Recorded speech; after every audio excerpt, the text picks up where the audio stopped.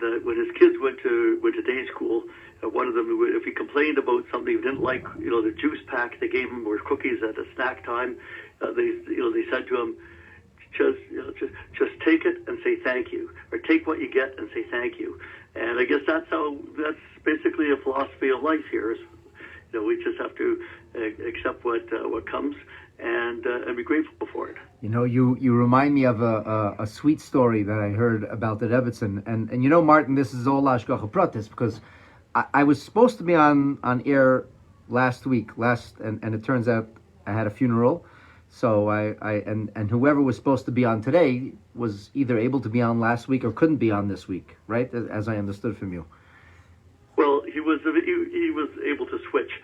Able to switch. So and just Bahashgacha Pratos works out so marvelously, because today is the birth date of the Rebbetzin, the Lubavitcher Rebbetzin, the wife of our beloved Rebbe, and I'm very excited to honor her life and legacy by sharing the focus of today's broadcast with all of our listeners and those who are watching on Facebook Live as well about the Rebbetzin.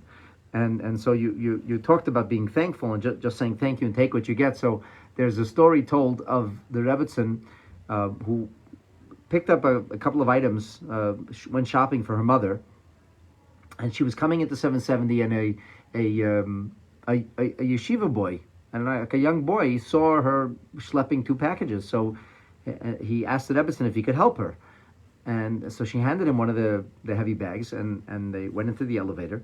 And the Rebbetzin noticed that he had a cast on a hand. And she said, "Oi, I didn't notice you had a cast. I never would have given you the bags." And the boy said, No, it's fine. It's coming off in a day or two. And then as the Rebbetzin came into her mother's apartment, so she reached into the bag and she found a bar of chocolate. And she hands the bar of chocolate to this boy. So the boy says to the Rebbetzin, I'm raised in a Hasidic home, and I'm taught not to take anything for doing a favor. So the Rebbetzin, with a smile, said, I was also raised in a Hasidic home, and I was taught, and I'll say it in Yiddish and I'll translate it, as megit nemtmen. If somebody gives, you take, and you just say thank you. So you reminded me of that story when you said that the boy was told, if they give you, you take and you say thank you. We should be grateful for whatever we are privileged to have. To be sure, we live in a time where the average person has far more than, at least materially speaking, than people have ever had, probably in human history. And despite the fact that we have so much plenty and so many reasons to be thankful and grateful, we are the generation of kvetchers and complainers, invariably filled with an inordinate sense of entitlement and always looking at what everybody else has. And this is something that we can and must change. I refuse to believe that our generation can't be the greatest generation. I refuse to believe that people can't be what we would call more menschlich, more decent, more compassionate, more sensitive, more caring, more focused. I only look at the incredibly difficult and painful events in Israel over the last 7 months, where people were talking about this new generation as much of what I've said, a generation of entitlement, a generation of selfishness, a generation of capriciousness, a lack of sensitivity. And look how that generation has rallied. Look how they have responded. And look at the amazing love and connectivity that has swept across Israel, and the bravery and the courage that has punctuated the ranks of Israeli youth. So I believe that we have very good children, a wonderful new generation, and they're not being educated properly. We're afraid. Well, I have to agree with you, Rabbi Kaplan. In fact, I remember, everybody always complains about the modern generation, the young generation, and how things were better with previous ones. But basically, it was always the same thing. 50 years ago, when I was in university, it was the same thing. They were, the people were complaining about our generation. We didn't know hard times. We were the post-war generation, and we were privileged, and we weren't satisfied with that. But basically, things don't change. Everybody rises to the occasion when necessary. Well, but here's the thing. We shouldn't wait for occasions to rise to. We shouldn't schedule or hope for disasters and then out of deprivation and out of need rise to the moment or discover the inner reservoir of courage and of mettle and of wherewithal and ability. We should not be afraid, first and foremost. We should not be afraid to demand of the next generation. We should not be afraid to uplift and inspire the next generation. We shouldn't be afraid to talk about God, and we shouldn't be afraid to talk about spirituality. We shouldn't be afraid to talk about moral clarity. And if people will refuse to listen, as they do sometimes, you have to hold your head high and just do the right thing. Just do the right thing. We oftentimes hold back, and we do so at our own peril.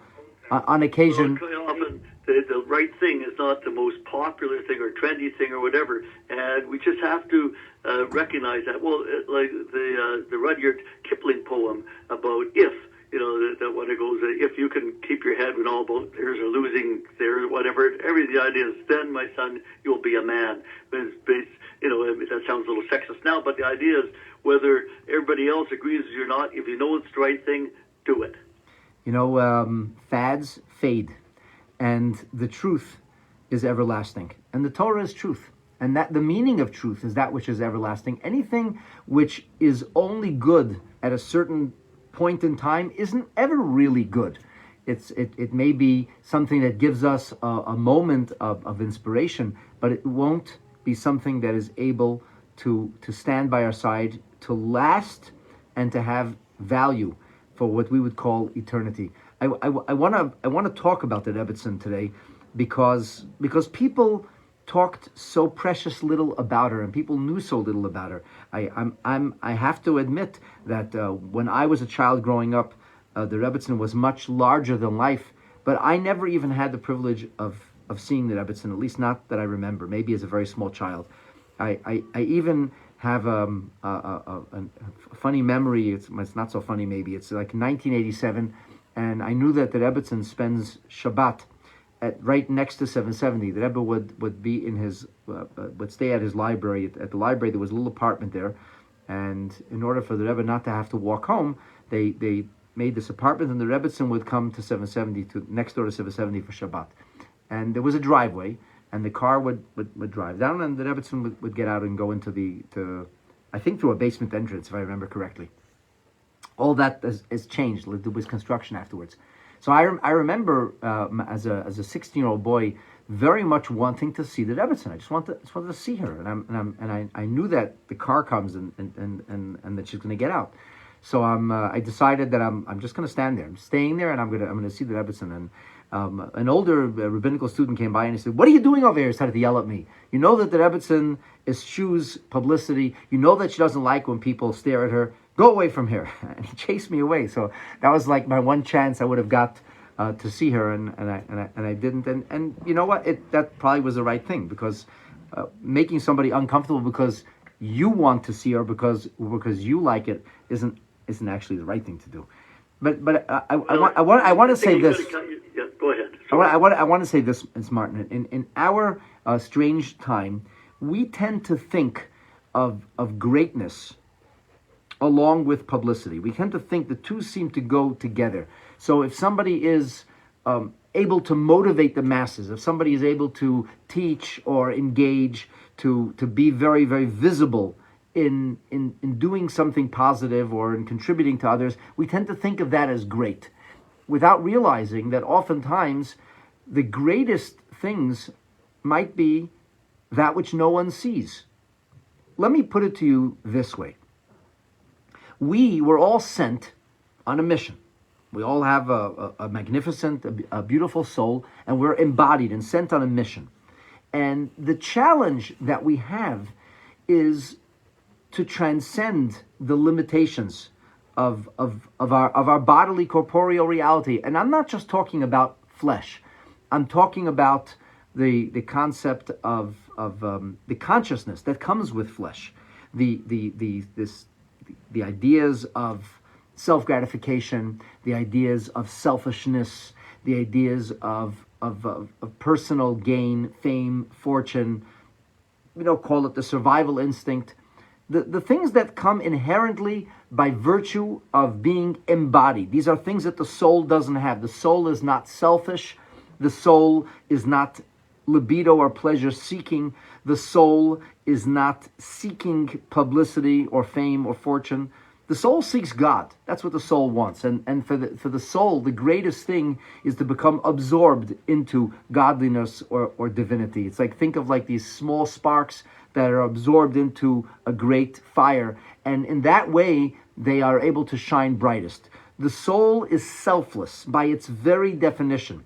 And the body is selfish by its very definition. In some circles, we depict righteousness as angelic, as in a cherubic way, like a child's face, or like children or babies. And the truth is that whilst babies are very cute, and we all love to love babies, and they're innocent, but they're not righteous, because whatever the baby does isn't a choice that he or she makes. It's just nature.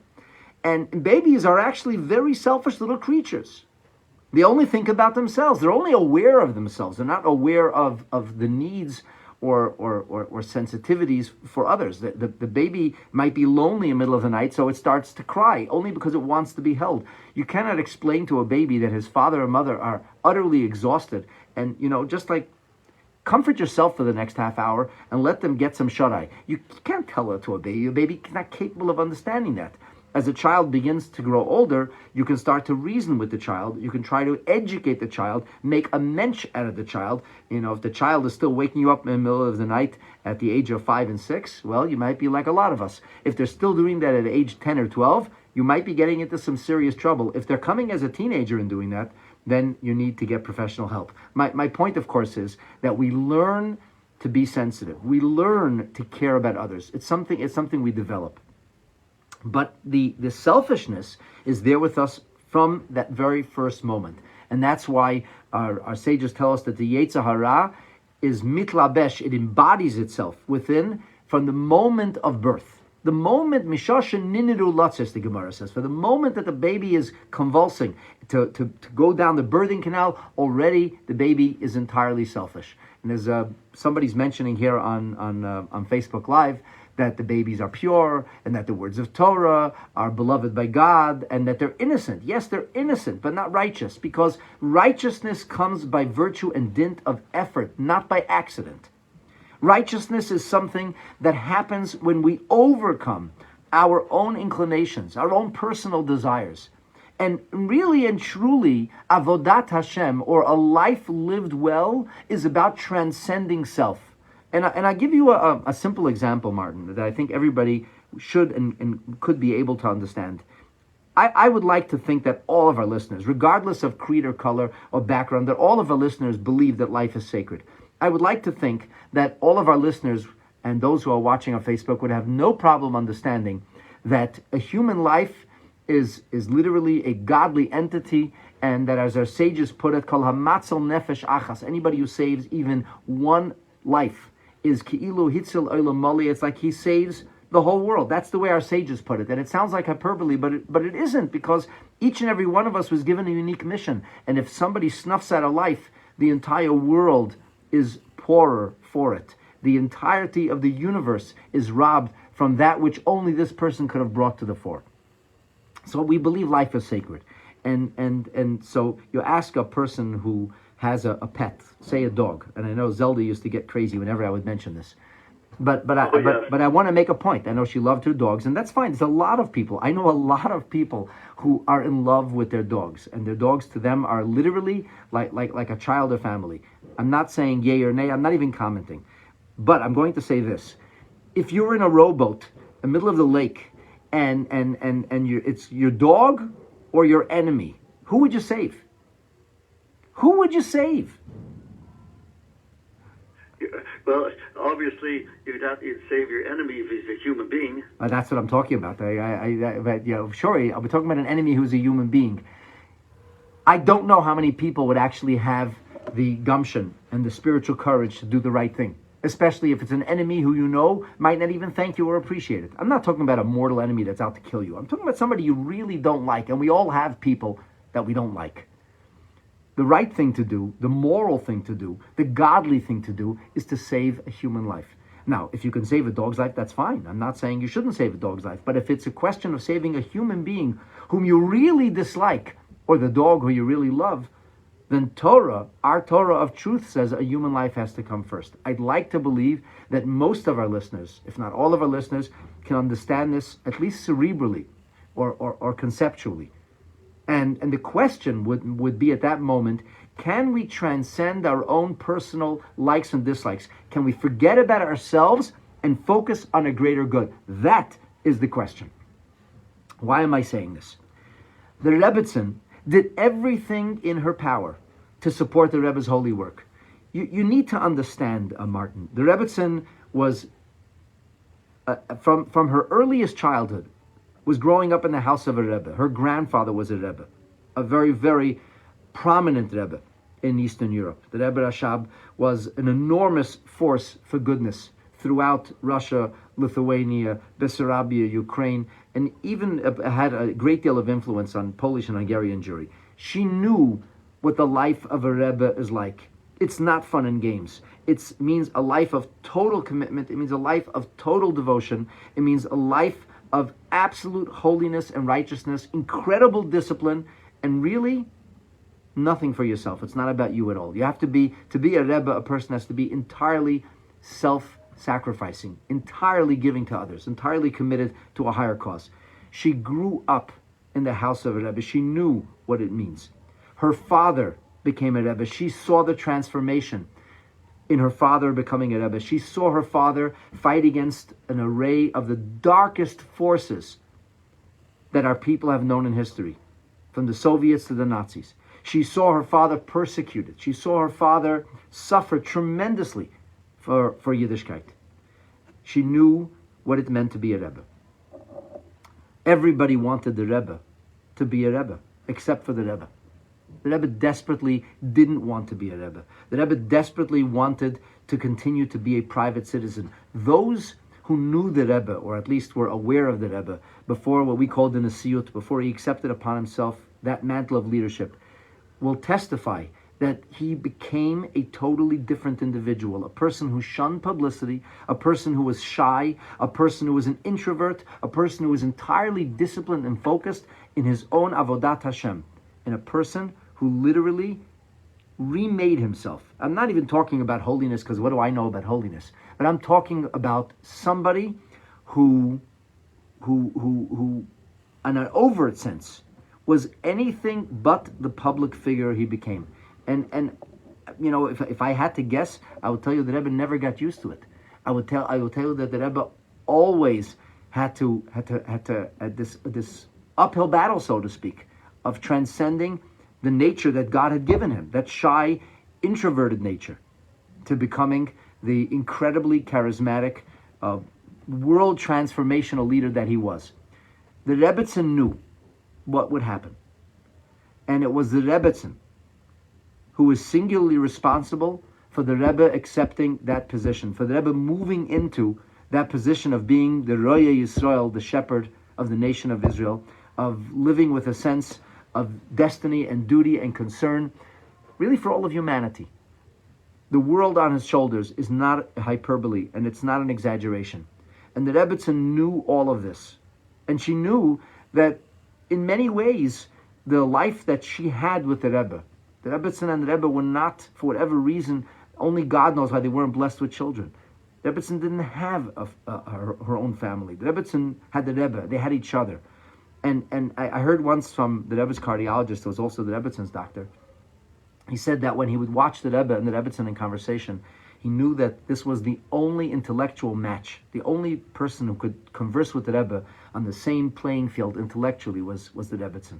There was a graphologist from Chicago that wrote an article about 10 years ago where he analyzed the handwritings of different famous people. And he said that he was analyzing the handwriting of the Rebbe and the handwriting of the Rebbetzin, and he couldn't at times know whose handwriting he was looking at. Can you imagine?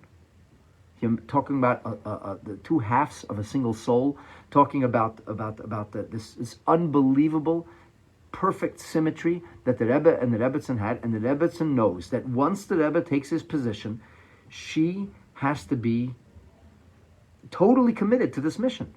The Rebbetzin never complained. The Rebbetzin never ever did anything or said anything that would in any way would impede what she believed was the Rebbe's holy mission. There's a story told that during her advanced years, she was a very petite woman, and she had arthritis and a great deal of challenge and difficulty with pain in her bones. So her hand was hurting her a lot, and so she called somebody to get a nurse. I don't know, to do something to alleviate the pain. It was already later in the evening, and then 10 minutes later she called again and she said, "Did you find the nurse? Is somebody coming?" So the woman said to her, like, "Oh, yeah, it's late at night. I'll find somebody who's a medical professional who can come and help." So the Rebbetzin said, "You don't understand. My husband is here, and he will not go back to 770 until he knows that I'm taken care of. And I know how important it is for him to be in 770. I know the work that he needs to do. So I need to get this taken care of as soon as possible." This is the kind of person she was. A person who wouldn't go to sleep. That 3 nights a week for almost 30 consecutive years, the Rebbe remained in his office to see everybody and anybody, from presidents and prime ministers to the most ordinary of people. I don't know if in history there was ever a Rebbe that was so available, so accessible. And the Rebbe would often come home during these, what we call Yechidus nights. The Rebbe would come home sometimes 4 or 5 o'clock in the morning. There were even times he came home at 6 a.m. The Rebbetzin never went to sleep until the Rebbe came home. She said, when my husband comes home, he has to find his wife waiting for him. And so she did whatever she did, and she waited until the Rebbe would come home. 3 nights a week for 30 years. It's like astounding. And when people say to me, "Well, was the Rebbetzin a public figure?" She didn't want to be a public figure. She didn't feel she needed to be a public figure. Is that the definition of righteousness? Is that the definition of holiness? Is that the definition of piety? The definition of all of the above is self-transcendence. And if you're called upon to assume a public role that you really don't want, but you need to assume, then that's the self-transcendence that represents the greatest in Avodat Hashem. And if you are called upon to be selfless, to be in the shadows, to be always there as the support, and that's the self-transcendence that you're called upon to do, then that's the holiest and greatest thing that you can do. To me, the Rebbetzin is the paradigm of holiness itself, the paradigm of subservience to Hashem itself. And I think that in our generation, where everybody is worried about publicity and popularity, to hear about the Rebbetzin is almost like a balm. It's like taking a spiritual shower. It's like it exfoliates. It takes off so much of the filth that attaches itself to our bodies, just because we live in a filthy society. We live in a dirty world. We live in an atmosphere that is so unholy, an atmosphere that's so crass, an atmosphere that's so coarse, an atmosphere that's so mean, an atmosphere that's so sunken in sensual libido and selfishness, that just to hear about tzaddikim and tzidkaniot, to hear and talk about righteous men and women who live lives of transcendence, who lived their entire existence asking not what's in it for me, but rather what does Hashem need me for. This is I think this can transform us and uplift us, and that's why I wanted to share some of these things. And I consider it. I have to tell you, Martin, I consider it a gift and a privilege to be able to share something about the Rebbetzin with you and with all of our many listeners. Well, thank you very much, Rabbi Kaplan. We certainly appreciate hearing about her, and I know I've seen schools named after her in Toronto here, and it seems that she was certainly worthy of being remembered in many, many ways for many reasons. And we appreciate you bringing some of this to light for us, and I look forward to speaking to you again tomorrow morning. And well, I look forward to that as well, Martin. And I just want to say that during the week of Shiva, one of the many thousands of people who came to offer condolences to the Rebbe, I think it was a politician. He said, "I heard she was a wonderful woman," to which the Rebbe responded, "In my opinion, undervalued and underappreciated," something to that effect. And the Rebbe said, and this I remember clearly, I heard an audio tape of it, the Rebbe said, only Hashem knows her true value. May her merit shield us, and may we merit, Be'ezrat Hashem, to meet all of the righteous men and women who inspire and uplift us, because when Mashiach will come, Be'ezrat Hashem, then we are going to have the privilege of seeing all of these holy people. They will return, Be'ezrat Hashem. The prophets said so. It is a principle of our faith. And with God's help, we will meet in the most joyous and wonderful of circumstances in the third Beis HaMikdash. May it be b'mheira ubi ameinu speedily, and in our days. Amen. Thank you. Have a wonderful day. Well, thank you very much, Rabbi Kaplan. And once again, we do appreciate this. And again, as I said earlier, we'll speak again tomorrow. Anyhow, just a few things I want to... Thank you all for joining online. L'chaim.